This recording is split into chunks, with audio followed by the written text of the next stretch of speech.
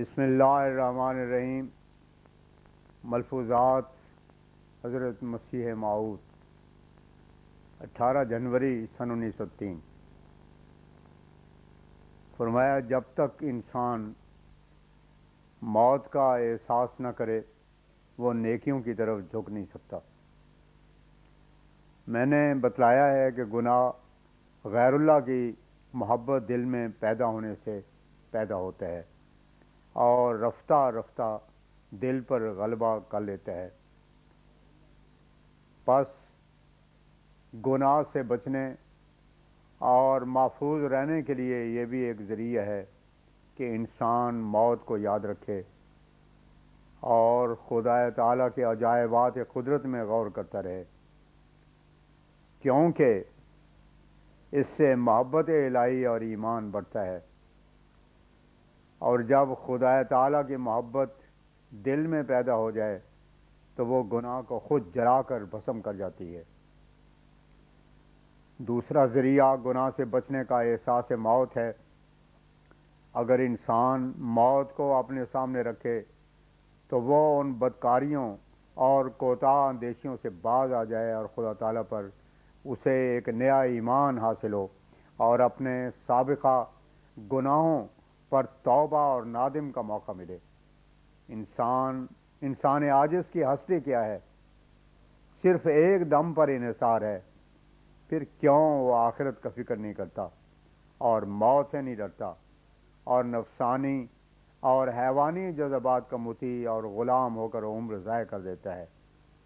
میں نے دیکھا ہے کہ ہندوؤں کو بھی احساس موت ہوا ہے۔ بٹالہ میں کشن چند ایک بھنڈاری 70 یا 72 برس کی عمر کا تھا۔ اس وقت اس نے گھر بار سب کو چھوڑ دیا اور کانشی میں جا کر رہنے لگا اور وہیں مر گیا۔ یہ صرف اس لیے کہ وہاں مرنے سے اس کی موکش ہوگی، مگر یہ خیال اس کا باطل تھا۔ لیکن اس سے اتنا تو مفید نتیجہ ہم نکال سکتے ہیں کہ اس نے احساس موت کیا، اور احساس موت انسان کو دنیا کے لذات میں بالکل منہمک ہونے سے اور خدا سے دور جا پڑنے سے بچا لیتا ہے۔ یہ بات کہ کانشی میں مرنا مکتی کا باعث ہوگا، یہ اسی مخلوق پرستی کا پردہ تھا جو اس کے دل پر پڑا ہوا تھا، مگر مجھے تو سخت افسوس ہوتا ہے جبکہ میں دیکھتا ہوں کہ مسلمان ہندوؤں کی طرح بھی احساس موت نہیں کرتے۔ رسول اللہ صلی اللہ علیہ وسلم کو دیکھو، صرف اس ایک حکم نے کہ فاستقم کما امرتا نے ہی بوڑھا کر دیا۔ کس قدر احساس موت ہے۔ آپ کی یہ حالت کیوں ہوئی؟ صرف اس لیے کہ ہم اس سے سبق لیں، ورنہ رسول اللہ صلی اللہ علیہ وسلم کی پاک اور مقدس زندگی کی اس سے بڑھ کر اور کیا دلیل ہو سکتی ہے کہ اللہ تعالیٰ نے آپ کو ہادی کامل اور پھر قیامت تک کے لیے اور اس پر کل دنیا کے لیے مقرر فرمایا، مگر آپ کی زندگی کے کل واقعات ایک عملی تعلیمات کا مجموعہ ہیں۔ جس طرح پر قرآن کریم اللہ تعالیٰ کی قولی کتاب ہے اور قانون قدرت اس کی فعلی کتاب ہے، اسی طرح پر رسول اللہ صلی اللہ علیہ وسلم کی زندگی بھی ایک فعلی کتاب ہے جو گویا قرآن کریم کی شرح اور تفسیر ہے۔ میرے 30 سال کی عمر میں ہی سفید بال نکل آئے تھے اور مرزا صاحب مرحوم میرے والد ابھی زندہ ہی تھے۔ سفید بال بھی گویا ایک قسم کا نشان موت ہوتا ہے۔ جب بڑھاپا آتا ہے جس کی نشانی یہی سفید بال ہے تو انسان سمجھ لیتا ہے کہ مرنے کے دن اب قریب ہیں، مگر افسوس تو یہ ہے کہ اس وقت بھی انسان کو فکر نہیں لگتا۔ مومن تو ایک چڑیا اور جانوروں سے بھی اخلاق فاضلہ سیکھ سکتا ہے، کیونکہ خدا تعالیٰ کی کھلی ہوئی کتاب اس کے سامنے ہوتی ہے۔ دنیا میں جس قدر چیزیں اللہ تعالیٰ نے پیدا کی ہیں وہ انسان کے لیے جسمانی اور روحانی دونوں قسم کی راحتوں کے سامان ہیں۔ میں نے حضرت جنید رحمۃ اللہ علیہ کے تذکرے میں پڑھا ہے کہ آپ فرمایا کرتے تھے، میں نے مراقبہ بلی سے سیکھا ہے۔ اگر انسان نہایت پرغور نگاہ سے دیکھے تو اسے معلوم ہوگا کہ جانور کھلے طور پر خلق رکھتے ہیں۔ میرے مذہب میں سب چرند پرند ایک خلق ہے اور انسان اس کے مجموعے کا نام ہے۔ یہ نفس جامع ہے اور اسی لیے عالم صغیر کہلاتا ہے کہ کل مخلوقات کے کمال انسان میں یکجائی طور پر جمع ہیں، اور کل انسانوں کے کمالات بحیث مجموعی ہمارے رسول اللہ صلی اللہ علیہ وسلم میں جمع ہیں، اور اسی لیے آپ کل دنیا کے لیے مبعوث ہوئے اور رحمت للعالمین کہلائے۔ انک لعلی خلق عظیم میں بھی اسی مجموعہ کمالات انسانی کی طرف اشارہ ہے۔ اسی صورت میں عظمت اخلاق محمدی کی نسبت غور ہو سکتا ہے، اور یہی وجہ تھی کہ آپ اور نبوت کاملہ کے کمالات ختم ہوئے۔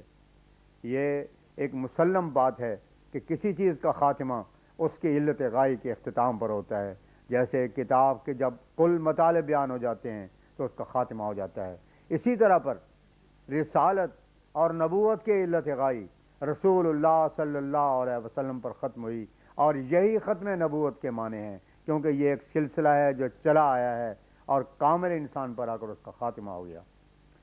میں یہ بھی بتلا دینا چاہتا ہوں کہ استقامت جس پر میں نے ذکر چھیڑا تھا وہی ہے جس کو صوفی لوگ اپنی اصطلاح میں فنا کہتے ہیں، اور اہدنا الصراط المستقیم کے معنی بھی فنائی کے کرتے ہیں، یعنی روح کے جوش اور ارادے سب کے سب اللہ تعالیٰ کے لیے ہی ہو جائیں، اور اپنے جذبات اور نفسانی خواہش بالکل مر جائیں۔ بعض انسان جو اللہ تعالیٰ کی خواہش اور ارادے کو اپنے ارادوں اور جوشوں پر مقدم نہیں کرتے، وہ اکثر دفعہ دنیا ہی کے جوشوں اور ارادوں کے ناکامیوں میں اس دنیا سے اٹھ جاتے ہیں۔ ہمارے بھائی صاحب مرحوم مرزا غلام قادر کو مقدمات میں بڑی مصروفیت رہتی تھی، اور ان میں وہ یہاں تک منہمک اور ماو رہتے تھے کہ آخر ان ناکامیوں نے ان کے صحت پر اثر کر ڈالا اور وہ انتقال کر گئے۔ اور بھی بہت سے لوگ دیکھے ہیں جو اپنے ارادوں کو خدا پر مقدم کرتے ہیں، آخر کار اس تقدیم ہوائے نفس میں بھی وہ کامیاب نہیں ہوتے اور بجائے فائدے کے نقصان اٹھاتے ہیں۔ اسلام پر غور کرو گے تو معلوم ہوگا کہ ناکامی صرف جھوٹے ہونے کی وجہ سے پیش آتی ہے۔ جب خدا تعالیٰ کی طرف سے التفات کم ہو جاتی ہے تو اللہ تعالیٰ کا قہر نازل ہوتا ہے جو اس کو نامراد اور ناکام بنا دیتا ہے، خصوصاً لوگوں کو جو بصیرت رکھتے ہیں۔ جب وہ دنیا کے مقاصد کی طرف اپنے تمام جوش اور ارادے کے ساتھ جھک جاتے ہیں تو اللہ تعالیٰ ان کو نامراد کر دیتا ہے۔ لیکن سعیدوں کو وہ پاک اصول پیش نظر رہتا ہے جو احساس موت کا اصول ہے۔ وہ خیال کرتا ہے کہ جس طرح ماں باپ کا انتقال ہو گیا ہے، یا جس طرح پر اور کوئی بزرگ خاندان فوت ہو گیا ہے، اسی طرح پر مجھ کو ایک دن مرنا ہے۔ اور بعض اوقات اپنی عمر پر خیال کر کے کہ بڑھاپا آ گیا اور موت کے دن قریب ہیں، خدا تعالیٰ کی طرف رجوع کرتا ہے۔ بعض خاندان ایسے ہوتے ہیں کہ ان میں عمریں علی العموم ایک خاص مقدار تک مثلاً 50 یا 60 تک پہنچتے ہیں۔ بٹالے میں میاں صاحب کا جو خاندان ہے اس کی عمریں بھی علی العموم اسی حد تک پہنچتی ہیں۔ اس طرح پر اپنے خاندان کی عمروں کا اندازہ اور لحاظ بھی انسان کو احساس موت کی طرف لے جاتا ہے۔ غرض یہ بات خوب ذہن نشین رہنی چاہیے کہ آخر ایک نہ ایک دن دنیا اور اس کے لذتوں کو چھوڑنا ہے، تو پھر کیوں نہ انسان اس وقت سے پہلے ہی ان لذات کے ناجائز طریقے حصول چھوڑ دے۔ موت نے بڑے بڑے راست بازوں اور مقبولوں کو نہیں چھوڑا، اور وہ نوجوانوں یا بڑے سے بڑے دولت مند اور بزرگ کی پرواہ نہیں کرتی۔ پھر تم کو کیوں چھوڑنے لگی؟ پس دنیا اور اس کی راحتوں کو زندگی کے من جملہ اسباب سے سمجھو اور خدا تعالیٰ کی عبادت کا ذریعہ۔ سعدی نے اس مضمون کو یوں ادا کیا ہے: خوردن برائے زیستن و ذکر کردن است تو معتقد کہ زیستن از بہر خوردن است۔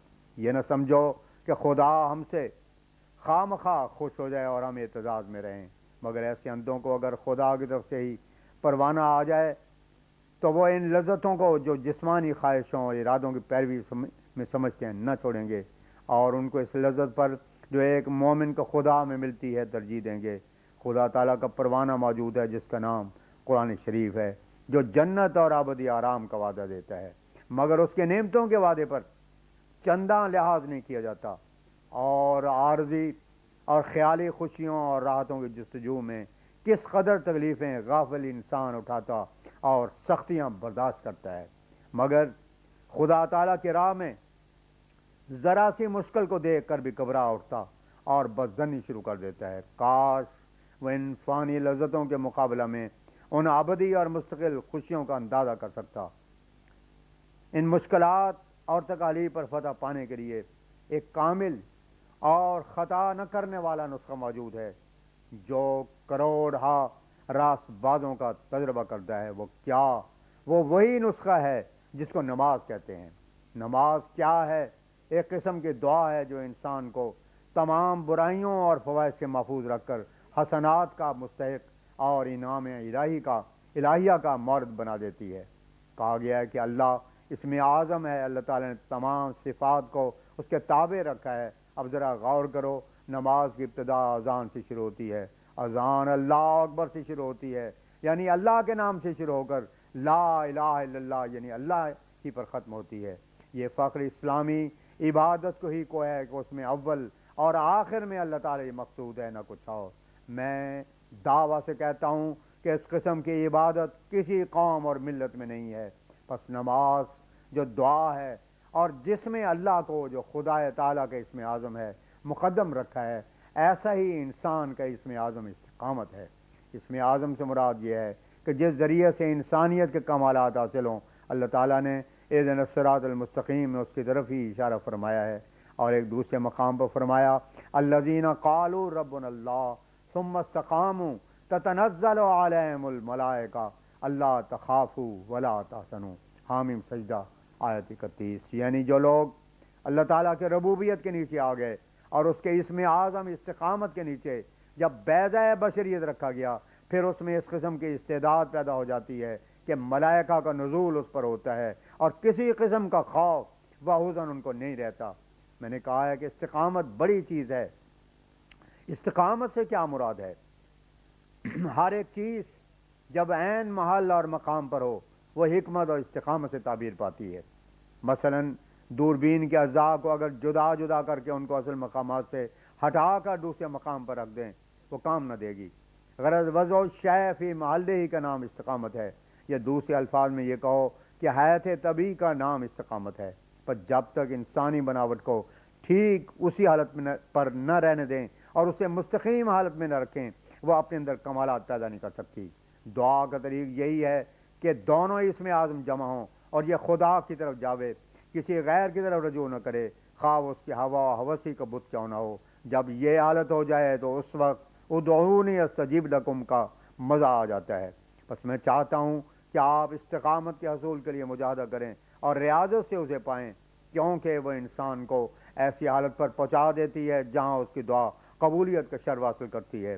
اس وقت بہت سے لوگ دنیا میں موجود ہیں جو عدم قبولیت دعا کے شاکی ہیں، لیکن میں کہتا ہوں کہ افسوس تو یہ ہے کہ جب تک وہ استقامت پیدا نہ کریں دعا کی قبولیت کے لذت کو کیوں کر پا سکیں گے؟ قبولیت دعا کے نشان ہم اسی دنیا میں پاتے ہیں۔ استقامت کے بعد انسانی دل پر ایک برودت اور سکینت کے آثار پائے جاتے ہیں۔